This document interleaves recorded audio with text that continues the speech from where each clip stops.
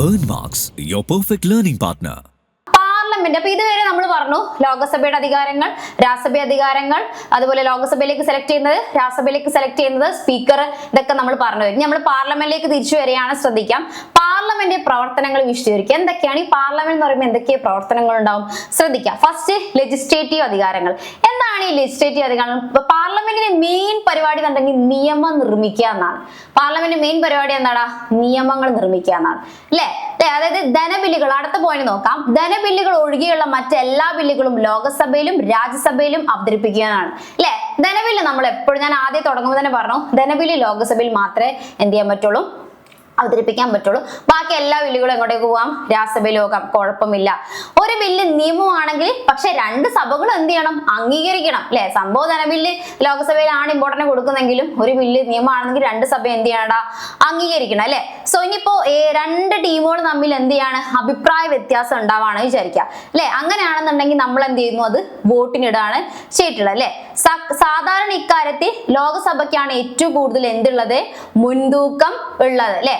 ധനകാര്യ ബില്ലുകൾ ലോകസഭയിൽ മാത്രമേ എന്ത് ചെയ്യാൻ പറ്റുള്ളൂടാ? അവതരിപ്പിക്കാൻ പറ്റുള്ളൂ. അപ്പൊ ഇതിലൊന്നും പറയുന്നില്ല, ജസ്റ്റ് പാർലമെന്റ് കുഞ്ഞു കുഞ്ഞു അധികാരങ്ങൾ മാത്രമാണ് നിയമം നിർമ്മിക്കുക, അല്ലെങ്കിൽ ബില്ലുകൾ അല്ലെ ഇമ്പോർട്ടന്റ് കൊടുക്കുക, അത്ര കാര്യങ്ങളെ പറയുന്നുള്ളൂ. നിയമം നിർമ്മിക്കുക, അതാണ് ഭരണഘടനായിട്ടുള്ള അധികാരത്തിൽ പറയുന്നത്. ആ ഒരു പോയിന്റ് മാത്രം നിങ്ങൾ കണക്ട് ചെയ്ത് വെച്ചാൽ മതി. ഓക്കെ, നെക്സ്റ്റ് നമ്മുടെ പാർലമെന്റ് എക്സിക്യൂട്ടീവ്. നമ്മൾ പറഞ്ഞ ലിസ്റ്റ് നിയമനിർമ്മാണ അധികാരങ്ങൾ. നെക്സ്റ്റ് എക്സിക്യൂട്ടീവ് അധികാരങ്ങൾ. എന്താണ് ഈ എക്സിക്യൂട്ടീവ് അധികാരങ്ങൾ നോക്കാം. ലോകസഭയ്ക്ക് ഗവൺമെന്റിന്റെ മേൽ എന്ത് ചെയ്യുന്നുണ്ടാ? കൺട്രോൾ ഉണ്ട്, അല്ലെ? ഇപ്പൊ ഒരു ഗവൺമെന്റ് വന്ന് വിചാരിച്ചിട്ട് ഗവൺമെന്റിന് ഇഷ്ടം പോലെ പ്രവർത്തിക്കാനൊന്നും പറ്റൂല. എന്ത് ചെയ്യുന്നുണ്ട്? ഗവൺമെന്റ് എന്താണ്? കൺട്രോൾഡ് ആണ്. എക്സിക്യൂട്ടീവിന് എന്ത് ചെയ്യുന്ന? കൺട്രോൾ ചെയ്ത് വെക്കുന്നുണ്ട്, അല്ലെ? അതിന്റെ വിശ്വാസം ഉള്ളിടത്തോളം കാലം മാത്രം എന്ത് ചെയ്യാൻ പറ്റുള്ളൂ? ഗവൺമെന്റ് നിലനിൽക്കാൻ പറ്റുള്ളൂ. ഗവൺമെന്റ് ഒരു വിശ്വാസം ഉണ്ട്. പുതിയ ഒരു ഗവൺമെന്റ് സെലക്ട് ചെയ്തിട്ടുണ്ടെങ്കിൽ ലോകസഭയ്ക്ക് ഒരു വിശ്വാസം ഉണ്ടാവും. അങ്ങനെ ഈ ഗവൺമെന്റ് പോരാ എന്നുണ്ടെങ്കിൽ അവിടെ എന്താണ്? തകർക്കപ്പെടുകയാണ് ചെയ്തിട്ടുള്ളത്. ഓക്കെ, ഇനി പ്രമേയങ്ങൾ, അടിയന്തര പ്രമേയങ്ങൾ എന്നിവ വഴി ഗവൺമെന്റിനെ കൺട്രോൾ ചെയ്യാൻ ആർക്ക് സാധിക്കടാ? നമ്മുടെ ലോകസഭയ്ക്ക് സാധിക്കും. ഒന്നുമില്ല, ജസ്റ്റ് ക്വസ്റ്റ്യൻ ഒക്കെ ചോദിച്ചിട്ട് അവരെന്ത് ചെയ്യാ? പ്രശ്നത്തിലേക്ക് അത്രയേ ഉള്ളൂ. മെയിനായിട്ട് ഗവൺമെന്റിനെ കൺട്രോൾ ചെയ്യുക, അതാണ് എക്സിക്യൂട്ടീവ് അധികാരങ്ങൾ എന്ന് പറഞ്ഞത്. ഫസ്റ്റ് ലെജിസ്ലേറ്റീവ് അധികാരങ്ങൾ, നിയമങ്ങൾ നിർമ്മിക്കാൻ അധികാരം. രണ്ടാമത്തെ എക്സിക്യൂട്ടീവ്, ഗവൺമെന്റ് എന്ത് ചെയ്യുക? കൺട്രോൾ ചെയ്യുക. ഓക്കെ, മറ്റുള്ള അധികാരങ്ങളാണോ? അതർ പവേഴ്സ് എന്താ പറയുന്നത്? ഭരണഘടനാപരമായിട്ടുള്ള ഭേദഗതികൾ നടത്താനുള്ള അധികാരം ആർക്കുണ്ടടാ?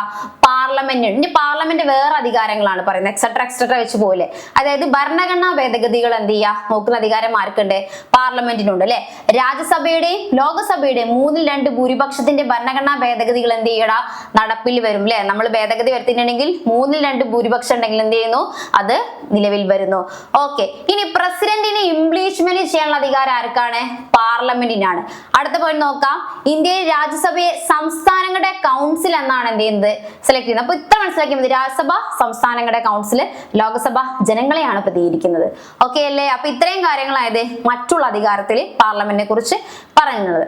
ഇനി നമ്മൾ പറയുന്നത് describe the law making produce of in India. Okay, എന്താണ്? ഇന്ത്യയിലെ നിയമനിർമ്മാണ സംഹിതയെ കുറിച്ച് എന്ത് ചെയ്യുക? വിവരിക്കുക. ഇന്ത്യയിൽ എങ്ങനെയാണ് ഒരു നിയമനിർമ്മാണം എങ്ങനെയാണ് ചെയ്യുന്നതൊക്കെ എന്നുള്ള നോക്കാണ്. ഇന്ത്യയിൽ നിയമനിർമ്മാണ കേന്ദ്രം എന്ന് പറയുന്ന ആരാണ്? പാർലമെന്റ് ആണ്. ഇന്ത്യയിൽ നിയമം നിർമ്മിക്കുന്ന ആരാണ്? പാർലമെന്റ് ആണ്, അല്ലെ? ഈ നിയമം നമ്മൾ എങ്ങനെ അവതരിപ്പിക്കുക? നിയമം നമ്മൾ കേട്ടിട്ടുണ്ട്. ഇത് എങ്ങനെയാണ്? ഒരു ബില്ലിന്റെ രൂപത്തിലാണ് നമ്മൾ അവതരിപ്പിക്കുക. ഈ നിയമം എങ്ങനെയാണ്? ഒരു ബില്ലിന്റെ രൂപത്തിൽ, ഒരു ബില്ലിന്റെ ഒരു കടയുടെ രൂപം ഉണ്ടാക്കിയിട്ടാണ് നമ്മൾ എന്ത് ചെയ്യുന്നത്?